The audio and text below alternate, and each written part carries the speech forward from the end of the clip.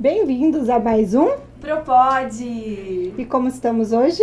Estamos muito bem, Gisele. E você, como está? Bem. Muito bom. Nós estamos evoluindo. Eu acho também. Hoje a gente tem professor doutor na mesa. É Olha isso? como nós estamos chique. Eu não vou nem fazer muito a apresentação dele para eu não errar o currículo. É, porque o currículo é extenso. É melhor a gente deixá-lo se apresentar. É isso, prazer enorme receber aqui na nossa mesa. Professor Wagner Romão, seja muito bem-vindo. Prazer é todo meu, Fernanda, Gisele, estar aqui com vocês. Já ouvi falar do podcast, do Propod.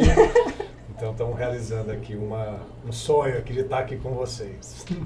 Ai, que legal. Nós estamos muito felizes aqui com a sua presença, né, Gisele? A gente já quer agradecer a abertura aí na agenda, viu? Para nós é muito importante, isso aqui é um projeto de professores, e ter um professor aqui conosco é sempre uma honra. Mas o projeto ele tem algumas peculiaridades, vamos falar assim, né, Gisele? Temos, precisa, né? A gente precisa conhecer o outro, acho que desde a infância, né, Fer? É isso, mas a gente não queria fugir muito da escola, a gente queria saber, assim, são duas perguntas clichês no começo e no final, pra gente quebrar um pouquinho o gelo, e para quem nos ouve e nos assiste também poder conhecer o nosso convidado. Podemos seguir dessa linha? Vamos lá. Então vai lá, Gisele, primeira pergunta clichê, por favor. Professor, como era o aluno, o menino Wagner na escola? Nossa, Agora, sempre fui uma criança muito curiosa, né? Gostava de ler. E eu fiz a minha escola lá no Paraná, né? Minha família é paranaense. Eu sou nascido no Paraná, lá em Santo Antônio da Platina, uma pequena cidade lá do norte do Paraná. E o meu primário, né, e ginásio ali primeiro grau e segundo grau eu fiz lá no Paraná. Então eu já era representante de classe, eu lembro que já tinha a liderança já estava ali. Já estava colocada, né? Já está Mas perfilando, eu gostava Fernanda? muito das escolas, sabe? Eu gostava muito da minha escola, estudei numa escola que era muito grande, assim, era a Escola Estadual Imaculada Conceição, lá em Jacarezinho, né? E foi para onde a gente foi morar logo depois. E era dessas escolas enormes, assim, né? Ela era uma escola que até a década de 70, final da década de 70, ela era uma escola de religiosas, de freiras, né? E depois ela passou para o estado do Paraná. Eu acho que exatamente naquele processo que a gente estava conversando agora há pouco, né? Sobre a transição do que era a educação na década de 60, 70 para a educação nos anos 80, né? Então o estado do Paraná, o governo do estado, ele encampou essa escola, mas as freiras continuavam na direção, elas continuavam na gestão da escola, né? Então ela era uma escola que ela tinha os lugares das crianças, da gente, né? Mas também tinha os espaços reservados lá para as freiras, né? da escola. Então era uma escola enorme, tinha muitas quadras de esporte, tinha muitas árvores. Eu lembro de uma jaqueira enorme que caía, de vez em quando caía na cabeça da gente. Ai, que delícia. Na quadra, né? Então era muito gostoso, assim, eu aproveitei muito bem esse período, né? Gostava de estudar, ia bem, tirava boas notas, né? Gostava muito de ler também, né? Nas férias usava bastante para ler. Mas assim, eu gostava de jogar bola também, jogar vôlei, basquete, futebol, então aproveitei bastante, foi muito gostoso. Lembro das festas juninas, dançava em todas as quadrilhas, né? Foi bem legal. Ah, muito bom, uma delícia, revisitar essa memória, né? Eu acho que a escola, especialmente os anos iniciais ali, eles são fundamentais nas nossas memórias afetivas. São mesmo. Agora, era uma escola, é claro que hoje a gente ainda guarda um pouco dessa coisa mais, né, essa forma até de organizar a sala de aula, né, até antiga, né? Eu lembro que era uma sala grande, assim, eram 40 alunos, às vezes 50 alunos, tudo nas fileiras, né, nas carteiras ali, sentadinhos, bonitinhos. Hoje as escolas são mais abertas, assim, né? Mas na época era bem assim, então tinha o pessoal que sentava na frente, o pessoal que sentava atrás e não se misturavam muito, assim, né? Então era tudo muito hierarquizado, né? E nem tinha a galera do fundão? Tinha.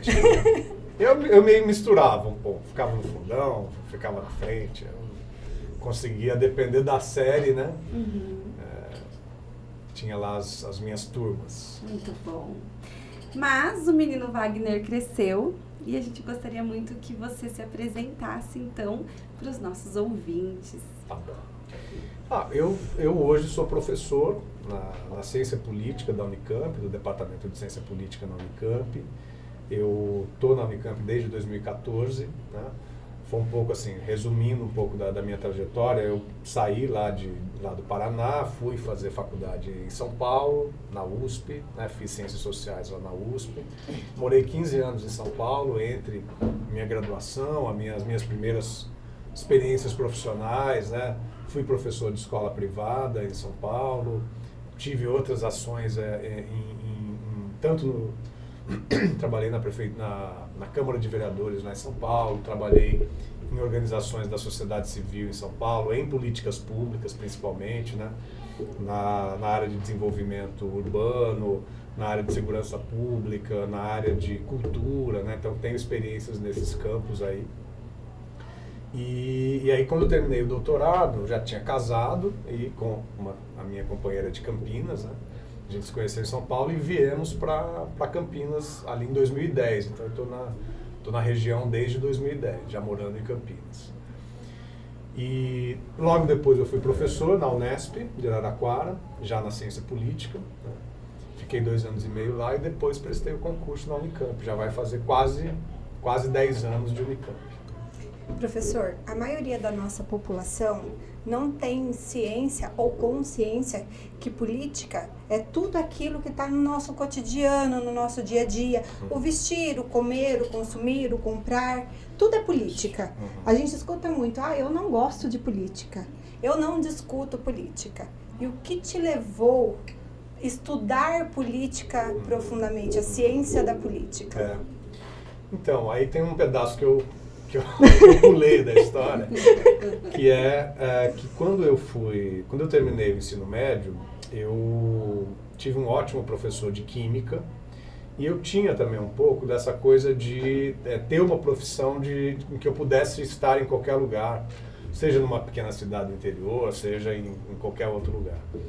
E aí eu fui fazer farmácia e bioquímica, também na Unesp de Araraquara, mas na Faculdade de Ciências Farmacêuticas, né? Muito jovem, tinha acabado de fazer 17 anos, né? Então, essa coisa da vida na universidade, ela realmente muda a cabeça da gente, né? Porque eu vinha de uma... Também já tinha o Grêmio lá no Rio Barbosa, que era a minha escola lá em Jacarezinho e tal.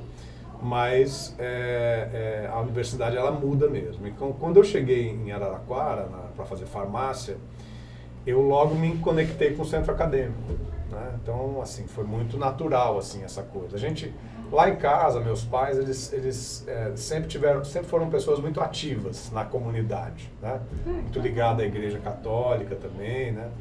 E então eram pessoas que se envolviam muito na vida comunitária, na vida lá, da igreja e tal. Então eu quer dizer, me apropriei um pouco dessa disposição, né? A gente estava conversando até agora há pouco, né? Essa coisa da participação na vida da comunidade, você precisa ter um investimento que você faz, né? Você tem que estar disponível para aquilo, né? Senão você se acomoda e fica na tua vida privada, individual ou familiar no máximo, né? E aí eu me aproximei do centro acadêmico, e aí o centro acadêmico você se conecta também com outras pessoas de outros cursos, de outras realidades, né? E quando eu entrei no nosso centro acadêmico lá, logo o pessoal me colocou para fazer o movimento estudantil da Unesp toda. E vocês sabem, a Unesp é uma universidade que está espalhada no estado de São Paulo todo, né? Então eu fui me encontrando com gente de muitas outras faculdades, né? E entre elas o pessoal de Ciências Sociais, né? Que sempre tinha ali uma explicação muito interessante dos nossos problemas, dos nossos desafios enquanto país, enquanto mundo, sociedade e tal, né? E aquilo me despertou uma coisa que já era uma coisa que já estava em mim, né? Assim, em outros momentos, né? Eu sempre, né? Sempre nas minhas leituras de jornal, revista, sempre tinha ali um sociólogo ali dando uma explicação para alguma coisa difícil de entender, né? Então foi isso. Então um pouco foi a transição entre um garoto que vinha de uma cidade pequena, né? Que de repente estava pensando numa profissão relativamente confortável em termos de desafio, né? Porque você vai em toda cidade, tem um farmacêutico, né? Tem um cara que vai trabalhar no laboratório de análises clínicas, né? Mas sociólogo, cientista político, não é em toda cidade que vai ter. Não vai ter trabalho para essa gente em qualquer cidade, né? Então foi um pouco ali aquele momento em que eu falei, bom, eu quero uma coisa e vou atrás desse desejo, desse sonho de conhecimento, de transformação também, né? Porque acho que isso era muito forte, assim. Então a gente vivia, isso era 93, 94, né? 93 ainda foi o primeiro ano meu na farmácia. Então a gente tinha né, um pouco esse país que está mudando, que tinha acabado de ser o impeachment do Collor, né, que eu tinha participado bastante, porque na época, em 92, eu estava em Curitiba, fiz o terceiro ano do ensino médio lá, né? Então eu vi tudo aquilo, participei de tudo aquilo. Então tinha uma coisa de transformação assim muito forte, né? E eu falei, pô, eu preciso entender melhor o que é essa sociedade, o que está acontecendo, né, para poder intervir. Então eu sempre tive muito ligado a essa coisa tanto do conhecimento como da política, elas sempre tiveram muito conectadas comigo, sabe? Eu acho que isso é muito importante, né? Claro que você não precisa, a política ela tem muito de intuição, né? A política ela tem muito de experiência, de vivência, mas a minha relação ela passa também, eu acho que tem bastante de intuição também, mas ela passa também por essa coisa de você ter propriedade para falar de uma coisa, você ter algum conhecimento, algum nível de conhecimento, né? Então isso está mais ou menos nessa opção, né? Por ter ido estudar em ciências sociais, depois ter ido para a ciência política, passa por aí. Fiquei curiosa, terminou farmácia? Não, fiz 1 ano e meio. Fiquei curiosa. Aí eu fiz 1 ano e meio, aí eu tranquei, né, na faculdade e fui fazer vestibular de novo. Tá. E aí foi para ciências sociais? Para ciências sociais, né? Tá. E fui para São Paulo, né, capital, que aí é uma coisa também que é uma mudança, né, porque a gente vai, visita e tal. Mas estar ali naquele momento, né, com 19 anos, é uma experiência muito muda, né? Quer dizer, muda muito a nossa visão, né? A sociologia tem muito isso, né? A ciência política também, mas essa coisa da descoberta da metrópole, né? Isso é meio que o nascimento das ciências sociais, da sociologia, essa pergunta sobre o que é essa nova sociedade que está nascendo, né? Os clássicos da sociologia, o Marx, o Weber, né? O Durkheim, eram caras, outros pensadores, né? Eu citei os mais conhecidos, né? Os mais trabalhados, mas eram pessoas que estavam vivendo uma transformação da sociedade rural para a sociedade urbana, do mundo rural para o mundo industrial, né, a coisa do transporte, do trem, então aquela coisa em ebulição, né? Então São Paulo foi muito legal assim, ter vivido lá e feito faculdade lá, porque ela traz muito essa coisa. Certo. O que é a ciência política, professor? Então, a ciência política ela é um ramo das ciências sociais, né? A gente entende, as ciências sociais elas vão estudar tudo que diz respeito àquilo que não é meramente individual, né? Então, assim, por exemplo, a psicologia, ela vai estudar a mente humana, a psique humana, aquelas questões que estão relacionadas. Claro que nenhum indivíduo está fora da sociedade, então o psicólogo, a psicóloga vai ter também vai trabalhar esse aspecto, né? Mas as ciências sociais, elas vão reunir a sociologia de um lado, a antropologia de outro, que vai tratar a antropologia muito mais das questões, digamos assim, mais relacionadas ao mundo da cultura, né? Ao mundo dessa experiência com o outro, né? Essa perspectiva de você entender a cultura do outro, de você se colocar naquela situação, naquela visão, naquela posição. E a ciência política vai lidar com o poder, com as questões relacionadas ao poder, né? Então, tudo que diz respeito a organização do poder numa sociedade ou no planeta, né? Quem vai estudar relações internacionais, por exemplo, vai ter muito de ciência política, né? Porque vai estudar como é que essas instituições funcionam, como é que, para além das instituições também, os movimentos, os sindicatos, por exemplo, né, vão atuar demandando, fazendo pressão, fazendo essa disputa política na sociedade, né? E aí a gente vai também para as coisas mais fixas, né? Então, o sistema partidário, o sistema eleitoral, como é que as eleições funcionam, como é que as pessoas se agrupam em partidos políticos para disputar espaços de poder na sociedade, como é que funciona o poder judiciário, como é que, enfim, como é que essas coisas funcionam nos países, nos diferentes países, né?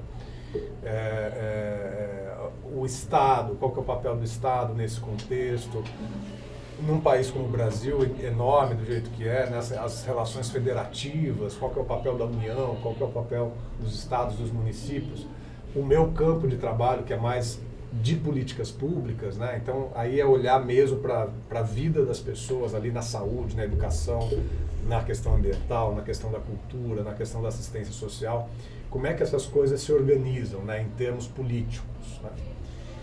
Então é um pouco isso, a ciência política ela vai lidar com esses elementos, né? E é muito importante, aí você tem toda a razão, né? Como é que a política ela permeia as nossas relações, né? E ela está em praticamente tudo que a gente faz, né? E tudo que a gente é. Muito bom. Professor, nós temos uma sociedade que ela reivindica muito políticas públicas. Querem um SUS de qualidade, escolas públicas de qualidade. Porém, elas defendem muito uma política de direita. Elas reivindicam sem saber em que local elas pertencem. Como que a gente faz para conscientizar o trabalhador de que muito do que eles criticam é aquilo que eles reivindicam diariamente? Então, você sabe que eu vou relembrar das manifestações de junho de 2013, né? Nós estamos fazendo quase mais, né? Fizemos 10 anos aí daquilo que aconteceu em junho de 2013. E tinha uma coisa muito interessante ali, porque embora você tivesse, né, ali você tinha de todo o espectro político, né? Ali realmente foi um momento de encontro de todas as ideologias no espaço da rua, né? Na disputa pelas ruas, né? Então eu não sou daqueles que acham que aquilo foi uma coisa da direita só, não. Acho que ali houve uma disputa, né? E teve seus resultados, né? Mas ali as pessoas se perguntavam sobre se o Estado deveria prover educação e saúde e os outros direitos, né? No geral, as pessoas muito majoritariamente entendiam que sim, né? Então, se a gente vai para uma abordagem, né, que identifica o campo da direita com uma visão neoliberal de Estado, talvez a gente não esteja enxergando essas coisas, sabe? Nós vivemos numa sociedade ainda de muita carência, né? Então, por mais que a gente tenha o SUS, por mais que a gente tenha o SUAS, por mais que a gente tenha as escolas, né, ainda a percepção, ainda assim, o nível de desigualdade que a gente tem é tão grande que a percepção que as pessoas têm, sobretudo as pessoas mais pobres têm, né, é de muita falta, de muita ausência do Estado, né? A relação com a polícia, por exemplo, né, que faz distinções assim muito evidentes, né, em grande parte dos casos, né? Então, tem uma coisa seria uma ideologia de direita diferente de uma ideologia de esquerda com relação à questão do Estado, entendendo que a esquerda vai pensar sempre num Estado um pouco mais forte, né, e provedor, um Estado que vai ter um papel ativo no combate às desigualdades, que vai prover educação, saúde e assim por diante é para a população de maneira geral, né? E o outro lado, a direita, em que vai estar identificado, de certo modo, com uma ideia de um Estado mínimo, com a ideia de que aquilo que for possível que o mercado atue, ele tem mais que atuar mesmo, né? E o Estado tem que ficar resguardado, né? E eu tenho dúvida, aí é uma dúvida mesmo, se o campo da direita política hoje, né, especialmente esse campo mais da extrema direita mesmo, se ele tem uma conexão direta com esse campo mais neoliberal, sabe, que entende que o Estado tem que ser mínimo, né? Acho que uma das contradições do governo Bolsonaro, né, era muito essa. Você tinha uma parte da base que era muito neoliberal. Então o Paulo Guedes, ele é um representante desse eixo neoliberal, né? E ao mesmo tempo você tinha outros setores que não que fossem o Estado, por exemplo, a questão da escola cívico-militar, né? Você continua provendo escola, só que de uma maneira autoritária, né? Então provendo com um custo muito mais alto do que o que a gente tem das outras escolas, né? Com um custo muito mais alto e numa perspectiva autoritária. Totalmente. Então, para um setor desse campo político aí, a ideia de um Estado provedor, ela não é necessariamente contraditória, né? Quer dizer, uma coisa é o campo neoliberal, outra coisa é o campo autoritário. Eles se encontram, né? E eles se encontraram politicamente, né? Porque eles fizeram... É como no caso do Pinochet no Chile, né? Então você tinha um governo autoritário que se articulou a um campo neoliberal e provocou reformas que foram desmantelando o Estado naquele país. Até hoje, as consequências estão colocadas aí, né? Mas quando você me pergunta das pessoas, eu acho que essa contradição ela tá colocada. É diferente de você ter qual que é o bloco bolsonarista. Ele é um bloco neoliberal autoritário, né? Mas a ideologia da pessoa de que se coloca à direita, né, ela não necessariamente é de um estado mínimo, né? Então você pode combinar, essas coisas podem ser combináveis, né? E aí eu acho que o fato do Brasil ser um país, né, muito, muito carente ainda, né, é diferente você ter de repente uma sociedade como a dos Estados Unidos, em que você tem uma ideologia liberal muito forte, né? O papel do indivíduo, é o indivíduo que montou aquilo. O Estado é visto como uma coisa inerentemente autoritária e que invade a vida do indivíduo, né? Essa ideologia é muito forte lá, né? Então, ali essa coisa funciona bem, né, em termos de ideológicos, né? Agora, aqui, numa sociedade de tanta necessidade, de tanta falta e de uma carência mesmo do Estado, eu acho que essas coisas são mais complicadas. Não sei. Até porque, na prática, se a gente for pensar num Estado mínimo, quem que pagaria a conta mais alta? Exato, exatamente. Para o cidadão que ganha um salário mínimo.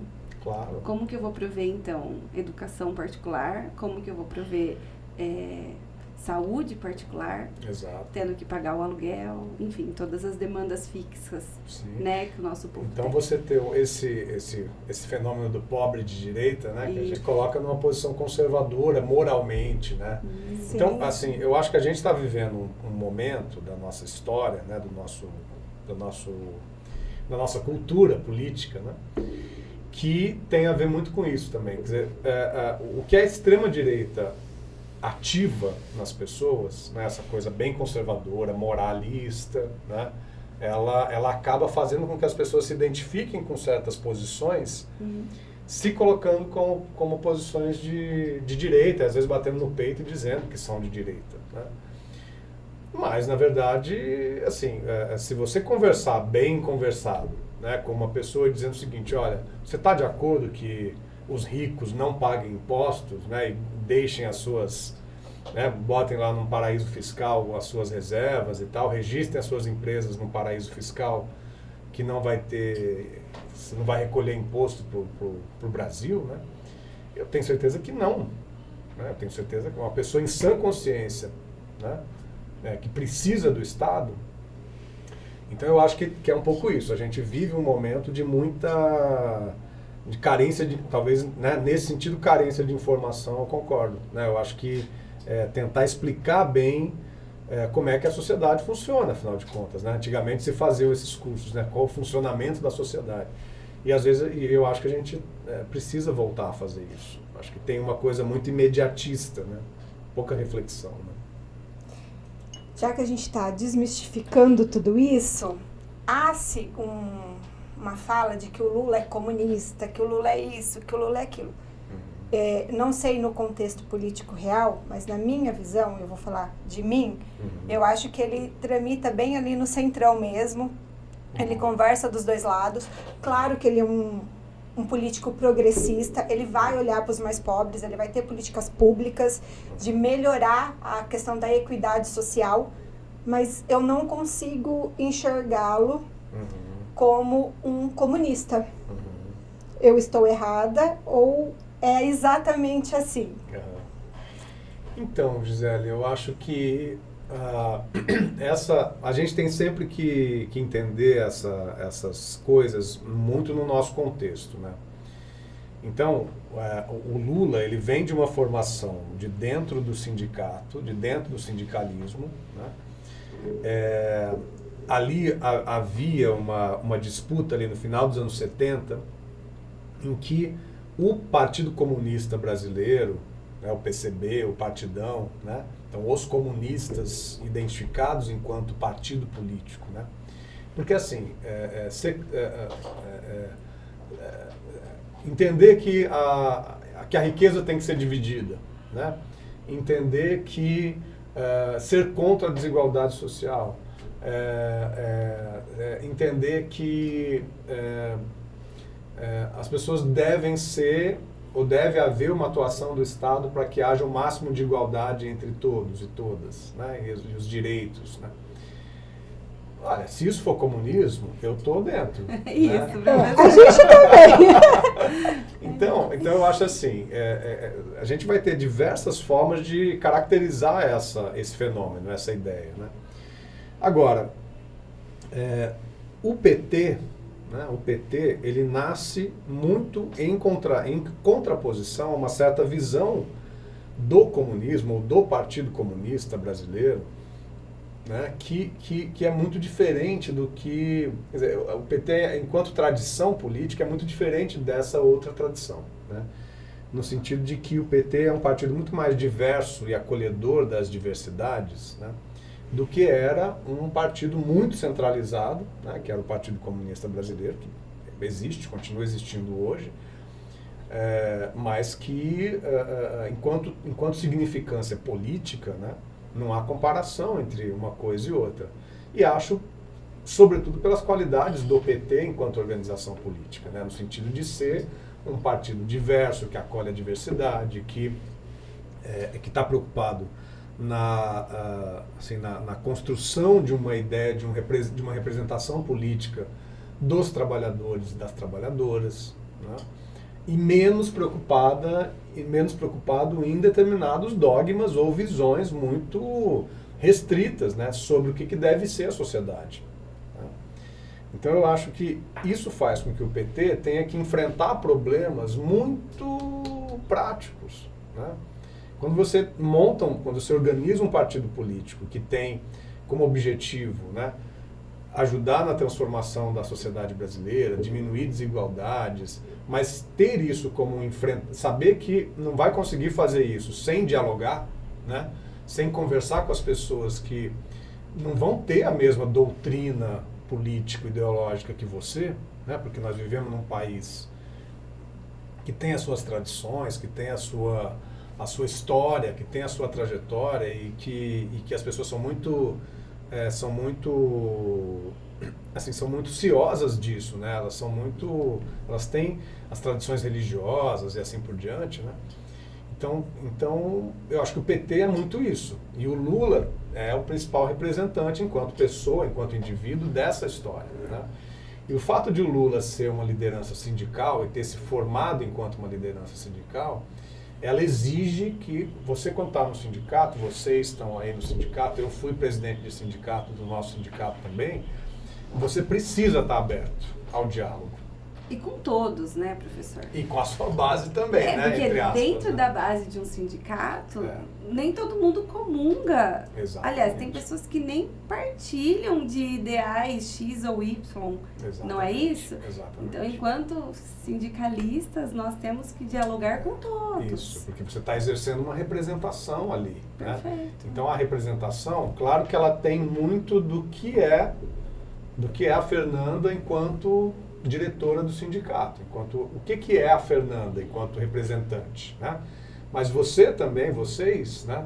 Vocês vão ter que estabelecer uma conexão com quem vocês estão representando, né? Então essa coisa não é uma coisa de mão única, é uma via de mão dupla. Ser liderança sindical, ser liderança política, ela é uma via de mão dupla. Porque, assim, por alguma magia, que eu acho que é uma coisa muito interessante, né, esse papel de lideranças, não é da sua cabeça.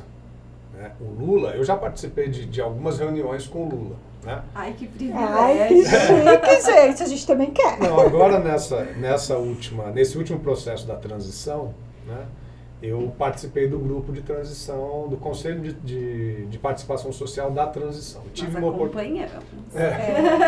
tive uma oportunidade muito legal de quando a gente terminou o trabalho e foi o momento de entrega e ali foi o único GT, né, que o Lula foi receber. E ele escuta todo mundo. Assim, o básico da liderança, né, é que você se coloca à medida que você percebe o que as pessoas estão falando.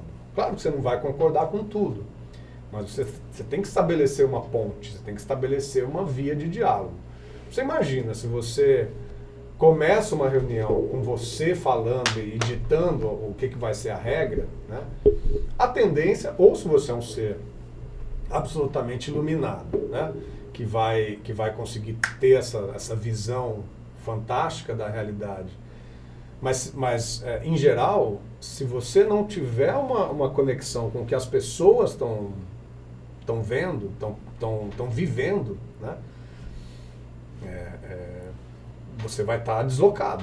Você vai estar falando alguma coisa que não vai fazer sentido para a realidade daquelas pessoas. E a tua liderança, ela vai se ruindo, né? Ela vai se esboroando por aí e você vai começar a perder espaço enquanto uma pessoa que sabe representar nesse sentido, né? Ou seja, estar presente numa situação em que não vão ser todas as pessoas que vão poder estar presentes, né? Então eu acho que tem muito essa coisa. A gente estava falando de comunismo, a gente passou para outro lado da conversa, mas então eu acho que o Lula tem muito essa percepção, né, de uma pessoa negociadora, né? Não acho que é uma pessoa, não é assim um centrão, né? Eu acho que o centrão é uma outra coisa em termos de uma certa visão da política como uma coisa de acomodação aos meus interesses particulares, né? Eu acho que o centrão é muito isso.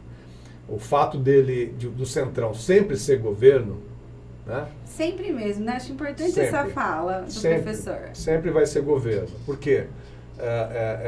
Existe um campo da política, né, que são aquelas pessoas que não estão lá por uma ideologia.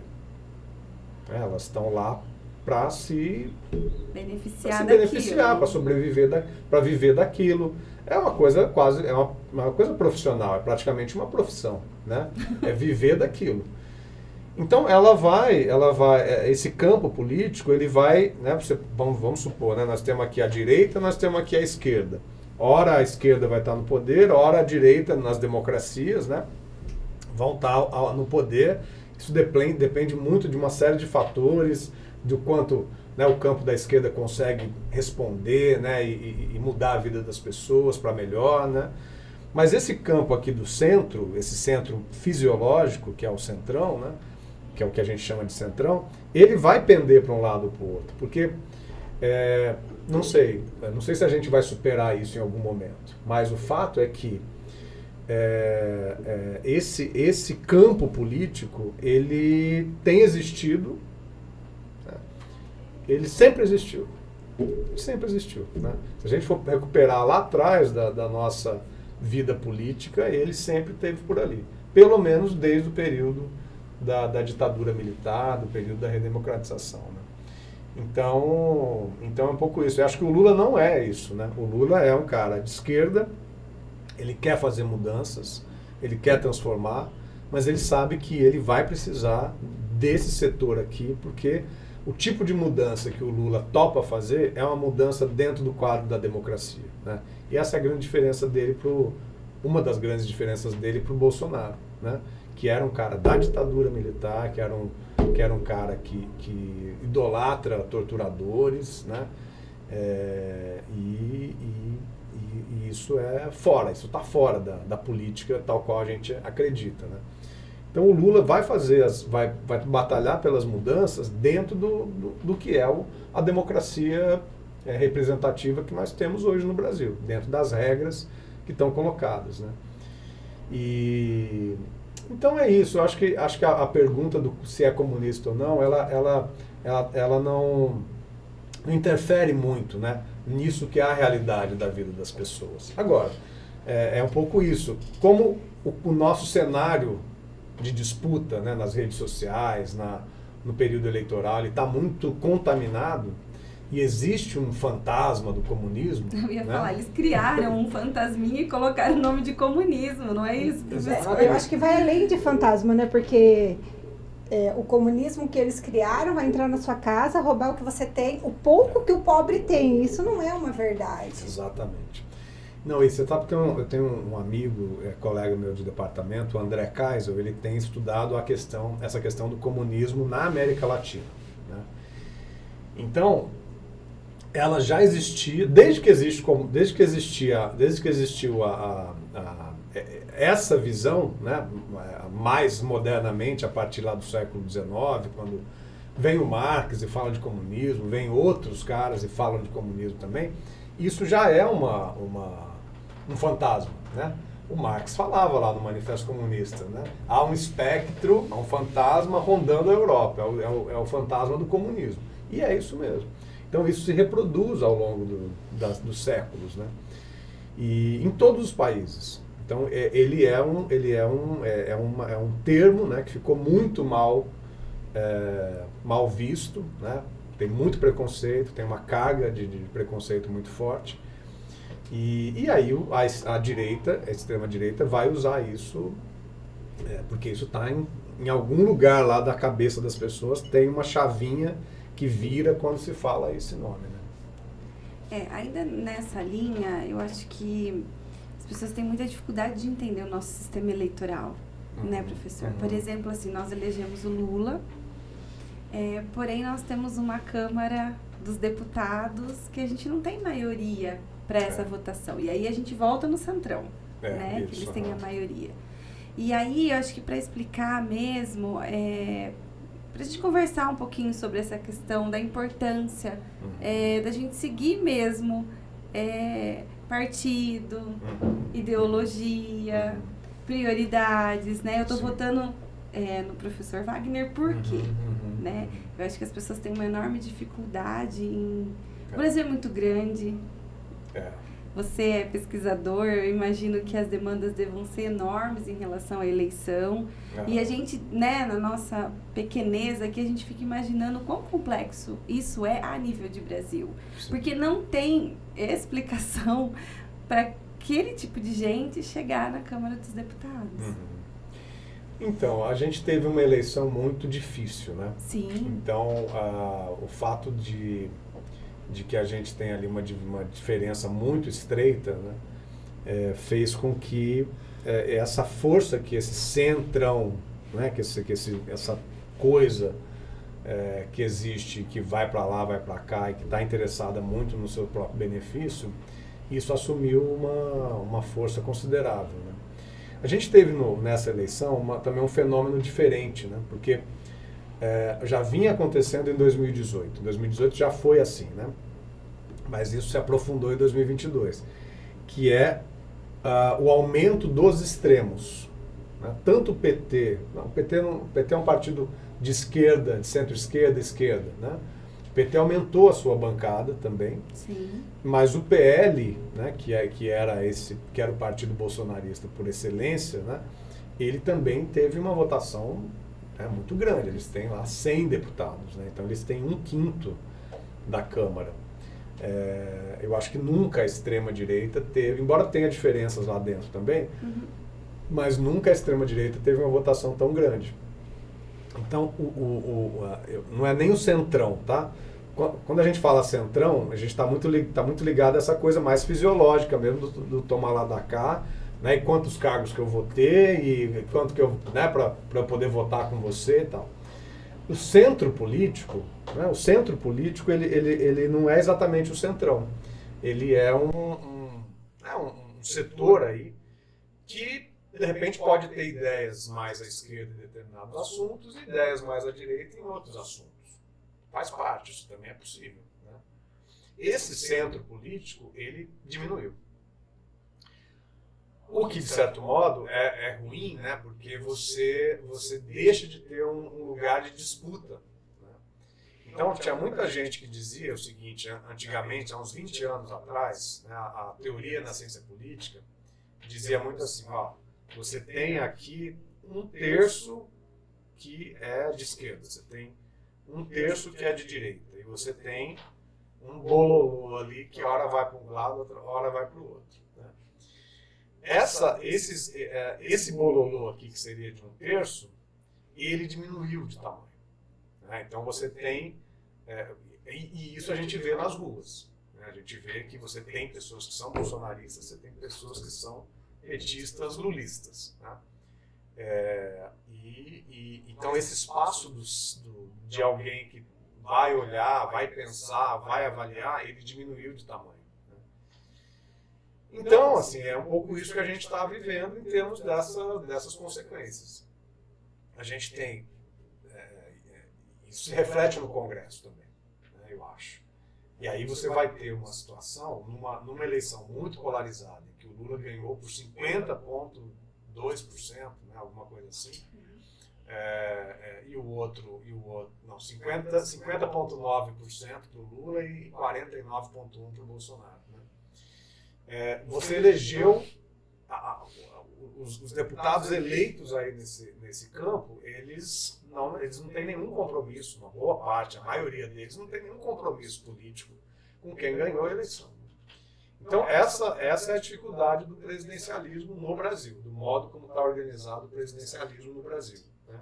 Porque você, ao contrário dos países parlamentaristas, não estou dizendo que um é melhor que o outro, Sim. que o parlamentarismo tem seus problemas Porque também. a gente né? tem um semi-parlamentarismo aqui, não é isso? Cada vez mais, no sentido que o parlamento, né, o Congresso tem ganhado, tem buscado poder e tem conseguido. Né? As emendas obrigatórias estão aí nessa coisa. Enfim, uma série de mudanças que aconteceram nos últimos 10 anos. Os cargos de poder, né? Mas os ministérios, eles eram um pouco a cara, né? É que agora a gente está num momento mais exacerbado, mas isso sempre teve nessa negociação. Mas a fatia que é do presidente, ela diminuiu de tamanho. Sem pressão. Essa é a dura realidade. Então, eu acho que é essa característica aí. Né? Se a gente tivesse um parlamento, né, num país parlamentarista, a gente teria uma maioria, em tese, né? Tudo teoricamente. Você teria uma maioria que elegeria ali um primeiro-ministro e bota para governar. Mas a coisa está tão complicada que, por exemplo, o caso da Espanha, né? A Espanha acabou de eleger também um parlamento e não conseguiu fazer governo. Né? Então, o parlamentarismo tem esse problema também. Você elege, faz uma eleição só dos deputadas, né? E não consegue dar conta de eleger um governo. Então, fica uma paralisia também decisória. Né? E isso a gente tem visto geral. E porque talvez esse fenômeno de polarização política, ele é muito maior do que o Brasil, ele está no mundo inteiro. Isso, eu acho que vem uma onda aí, né? E o ano que vem, 2024, eleição municipal. Eleição municipal. Nós vamos... No município o reflexo é igual? O professor entende? Eu acho que sim. Acho que tem nuances, né? Porque a gente sempre trabalha... Por exemplo, a questão da reeleição é uma questão super importante, né?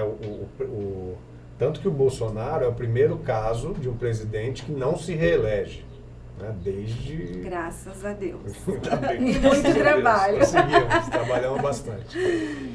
Mas o prefeito que está pleiteando reeleição, né, quer dizer, acaba tendo uma força considerável.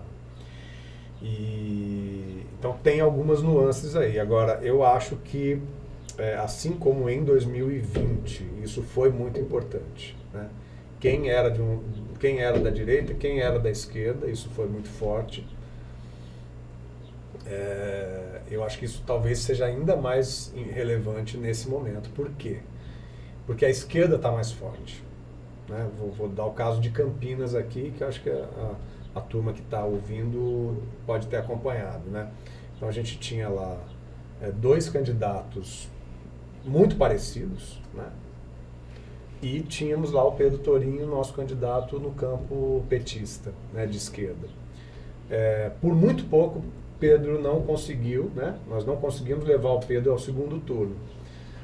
O que seria o esperado, porque, né, esquerda de um lado, direita do outro, você tem 2 candidatos de direita, um enfraquece o outro. Uhum. Mas a gente estava num momento muito difícil, em termos da disputa política nacional, né? Então era um momento de recuperação. A gente vinha de 2016, foi o fundo do poço, né? E a gente recuperou um pouco em 2018, recuperamos um outro pouco em 2020, mas não foi suficiente para conseguirmos ter um candidato no segundo turno. Então, eu tenho assim, muita expectativa, e acho que vai acontecer, que em Campinas nós vamos ter o Pedro como nosso candidato, né, a prefeito, e vai para o segundo turno. Então vai ser uma disputa, por quê? Porque o campo de esquerda, ele tem se fortalecido. A eleição do Lula é um exemplo disso. O modo como o Haddad também fez uma campanha aqui em São Paulo muito forte, né? Foi para o segundo turno, fez uma disputa bem feita, né? Não levou, mas teve uma boa votação. Então não é só o Lula, é uma questão maior, né? E então eu acho que esse campo de direita de um lado, o campo de esquerda do outro, vai estar ainda mais estabelecido, porque a esquerda melhorou a sua posição, mesmo num estado muito conservador como é São Paulo, né?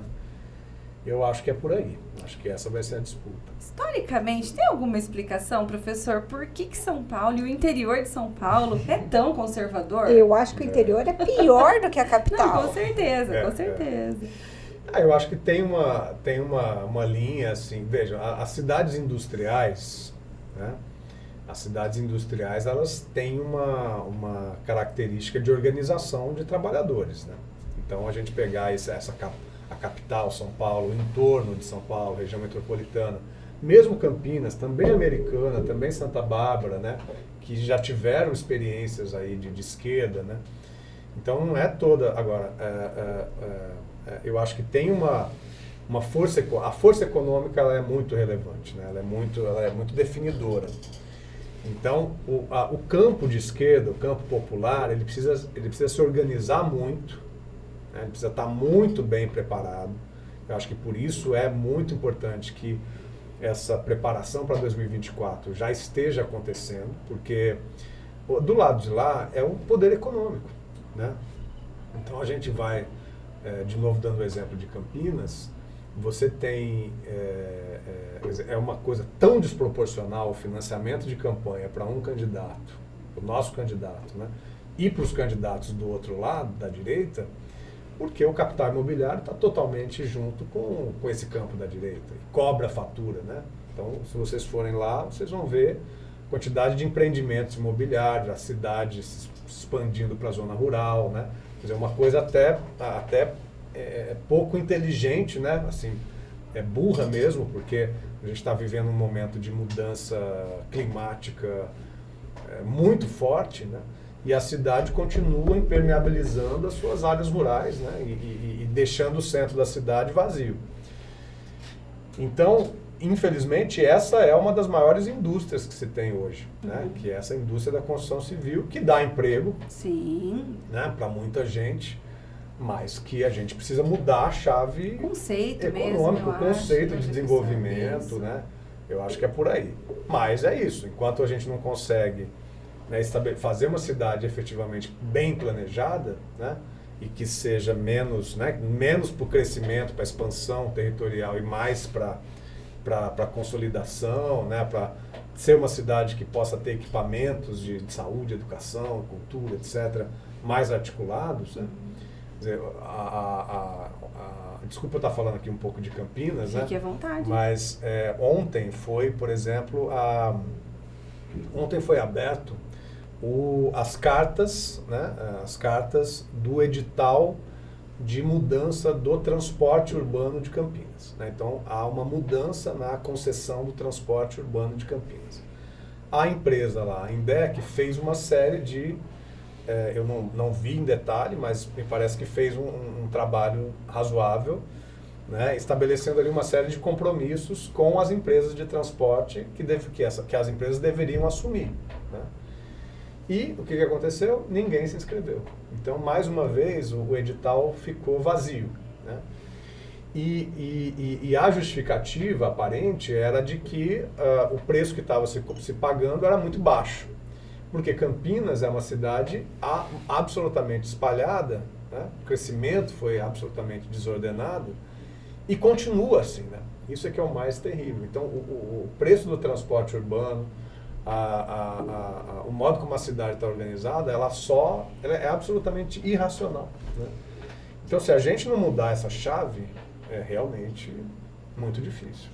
Planejamento, né, professor? É. A gente percebe que isso falta em todas as cidades, não é uma exclusividade de Campinas, porque nada é pensado, nada é planejado. Chegou a época de campanha, a gente precisa fazer, a gente precisa executar. Não importa de que forma será.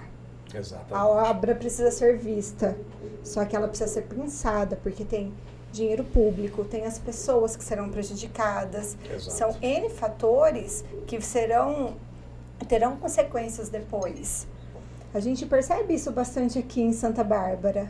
Sem contar que, por exemplo, assim, a Gisele está eleita, então, né, até o final de dezembro os projetos são dela.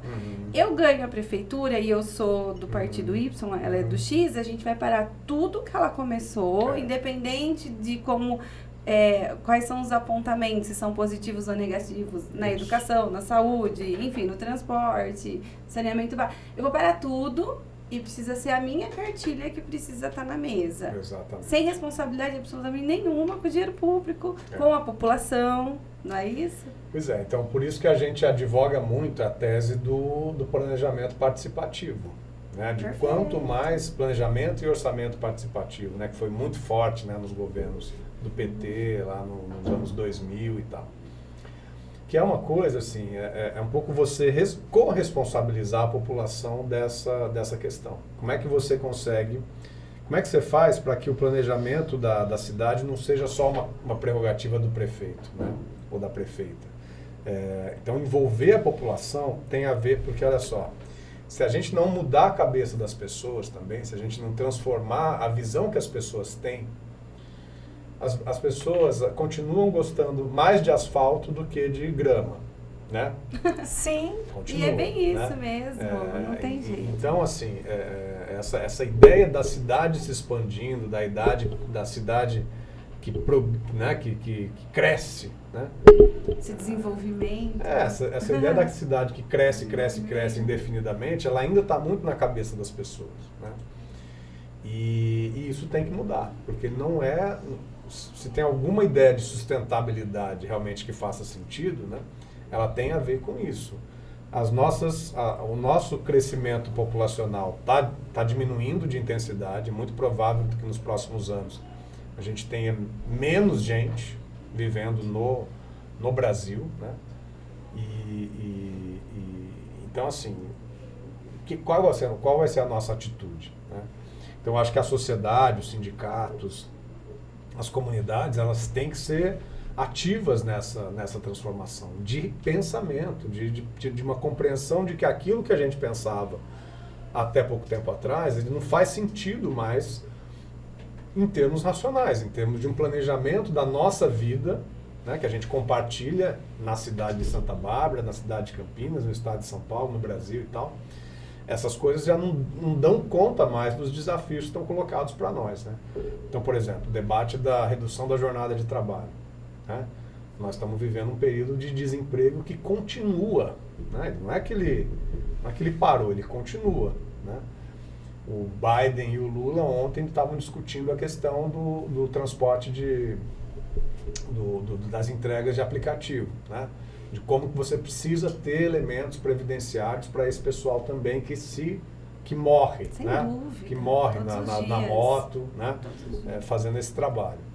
Então, se a gente não tiver uma perspectiva de distribuição dessa riqueza que é acumulada por essas empresas, se a gente não tiver a visão de que a cidade ela precisa, né, parar de crescer no sentido territorial e começar a crescer em sentido de cabeça, de visão, de inteligência, né, para você estar numa cidade vivendo junto, a tendência é, se isso não acontecer, que você continue ao léu, né, que o mercado continue dando conta, o imediatismo do mercado, que é muito, né, concentrado, o poder está muito concentrado na mão de meia dúzia de empreendedores ricos, né, que organizam a política, que organizam, entre aspas, a política, que organizam, entre aspas, a cidade, né? E nós, enquanto população, que não temos esse poder, ficamos à mercê, né? Então, eu acho que 2024, ele tem que ser também um recado em todas as cidades, que a gente puder ter presença, né? E precisa ser um recado dessa mudança também de paradigma, sabe? Sim, e ouvindo o professor falar, eu acho que faz parte do sindicato, faz parte de que tem voz, que consegue falar com a população, de orientar. Os prefeitos precisam dizer isso. Olha, nossa cidade está precisando de mais árvores, não é de asfalto. A nossa cidade precisa mais de educação, não é de praça. Eu acho que isso precisa ser dito, porque a nossa população ela tem uma carência tão grande de informação e de formação que ela não vai conseguir enxergar isso sozinha. Isso precisa ser dito.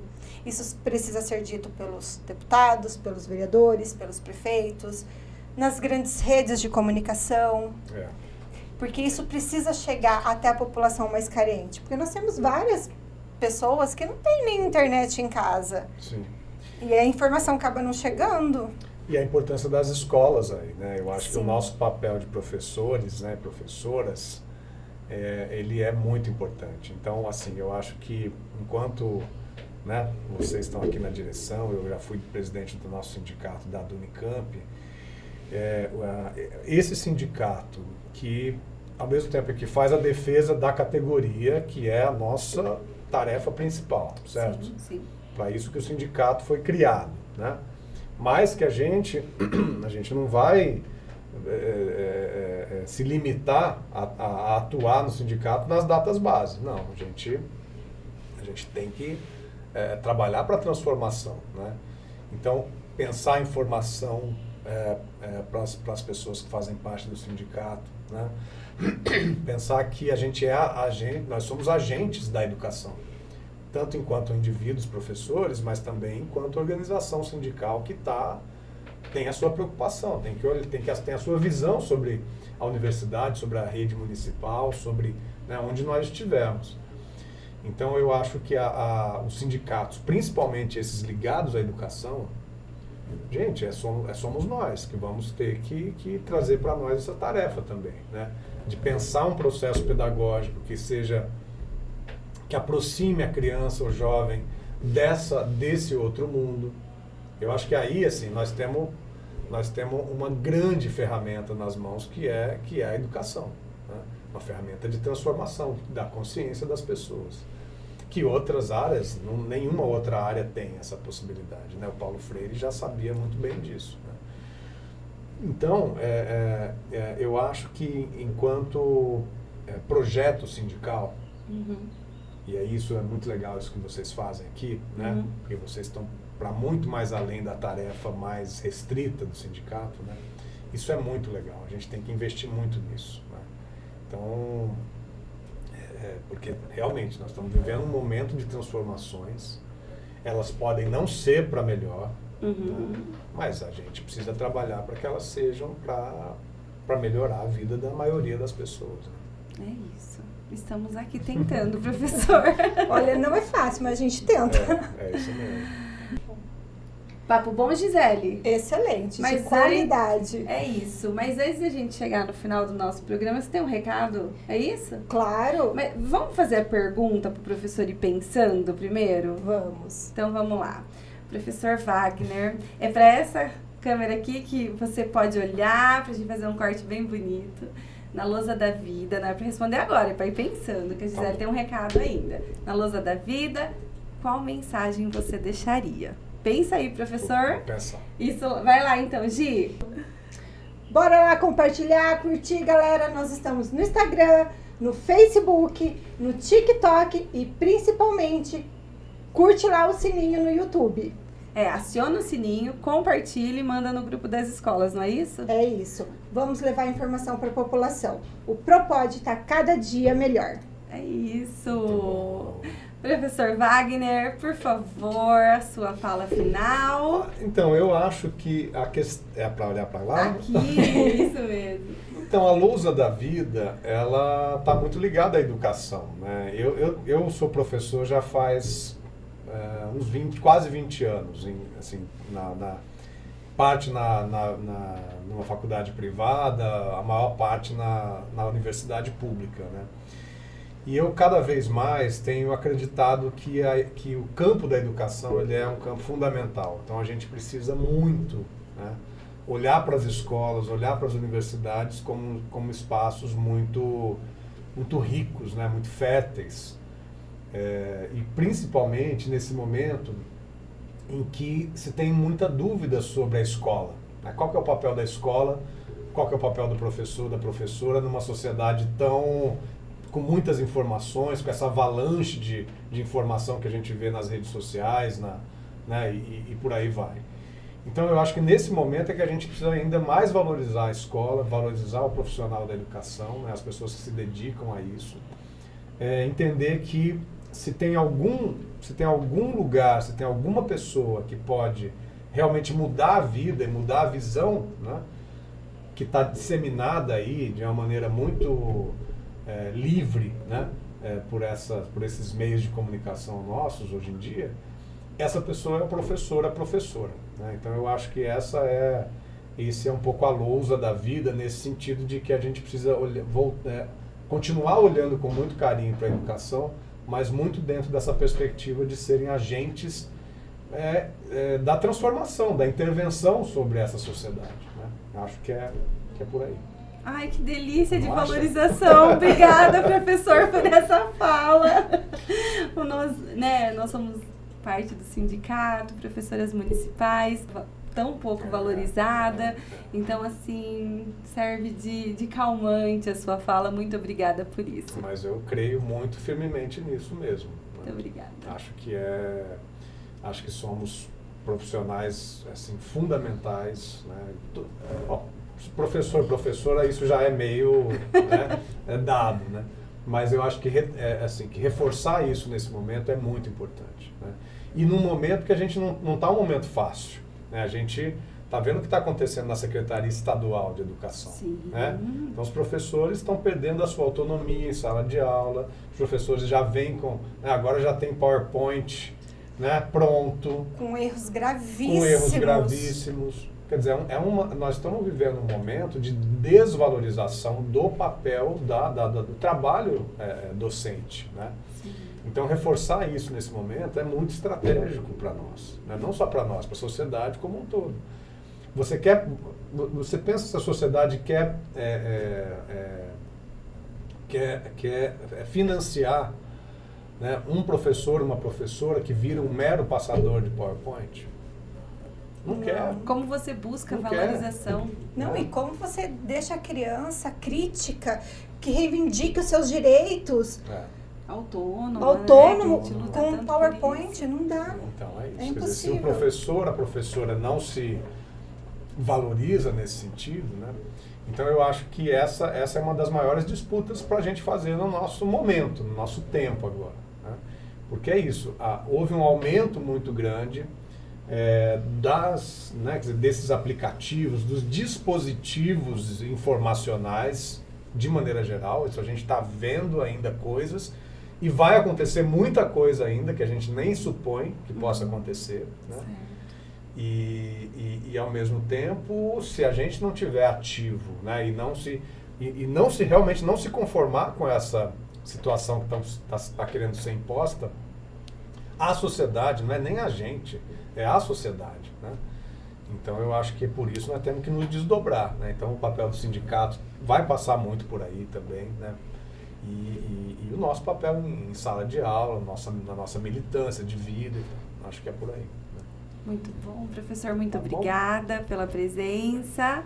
É isso, Gisele? É Temos isso. um programa? Temos, e de qualidade. É isso, porque aqui nessa mesa, Gisele, todo mundo pode? E propode. É isso, gente. Até a próxima. Tchau, tchau. Tchau, tchau.